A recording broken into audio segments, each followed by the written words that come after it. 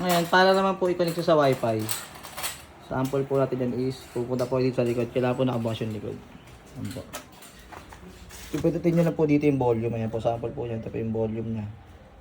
Pag pindutin nyo po yan isang beses, lalabas po yan dito sa screen na enter pin code dyan po. Ganyan po lalabas. And i-type nyo lang po yung pin code niya na 4 po na 0. Ayan po yung default niya na pin code. Tapos submit nyo lang po yan. Pag sinabit nyo na, punta pa kayo sa settings.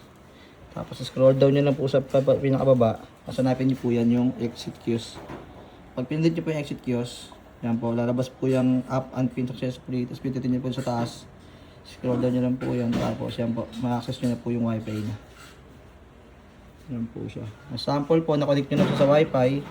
Type nyo yung password nyo. Tapos nag-connected na po siya kagaya po nyan. Dito nyo na po yung back. Tapos dito po sa kiosk, mag-give nyo na po siyang make. Yan po. Para po ano na po siya sa ano. Hindi na po siya ma-access ulit. Connect po sa wifi. Tapos, nakikita nyo po yan dito sa home. Dapat magkakaroon po siya ng ganito. Lalabas po dapat yan yung account nyo. Pag may wifi na. Tapos, pindutin nyo lang dito yung back.